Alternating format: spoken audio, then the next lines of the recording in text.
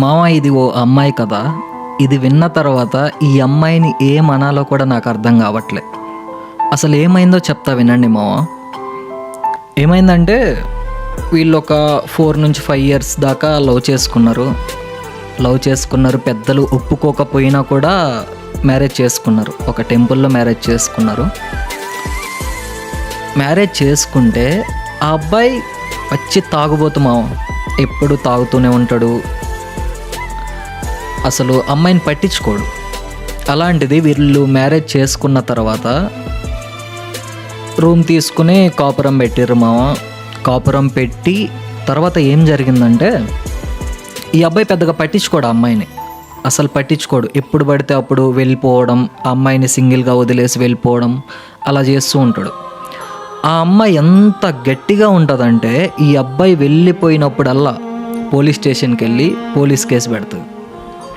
మళ్ళీ తిరిగి వచ్చేస్తాడు. ఆ అబ్బాయి పర్మనెంట్గా కూడా వెళ్ళిపోడు, మళ్ళీ తిరిగి వచ్చేస్తాడు.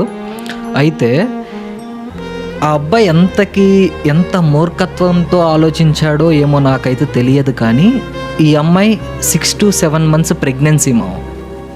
ఆ అబ్బాయి ఏం చేశాడో తెలుసా? 6 to 7 months ప్రెగ్నెన్సీ అప్పుడు అసలు ఫిజికల్గా కలవకూడదు. ఆ అబ్బాయి ఒక్క నైట్లో 6 times కలిశాడు మా. 6 times కలిస్తే తర్వాత రోజు మార్నింగ్ ఏమైందో తెలుసా?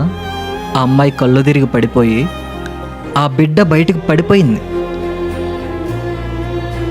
ఎంత దారుణం అంటే అసలు ఆ అబ్బాయి ఎందుకు అలా చేశాడో కూడా తెలియదు. కానీ అయినా సరే, ఇంత జరిగినా సరే ఆ అమ్మాయి వాడినే ప్రేమిస్తుంది. ఇప్పటికీ కూడా కలిసి ఉన్నారు వాళ్ళు తెలుసా. చాలా హ్యాపీగా ఉన్నారు, ఇప్పుడు బాగున్నారు. నాకు తెలిసి ఆ అబ్బాయి మారిండు అనుకుంటున్నా, మారితే బెటర్. ఈ అమ్మాయి ప్రేమకి ఏం చెప్పాలో చెప్పండి మామ. నేను చెప్పడానికైతే వర్డ్స్ లేవు. మీరేమైనా చెప్పాలనుకుంటే కామెంట్ చేయండి.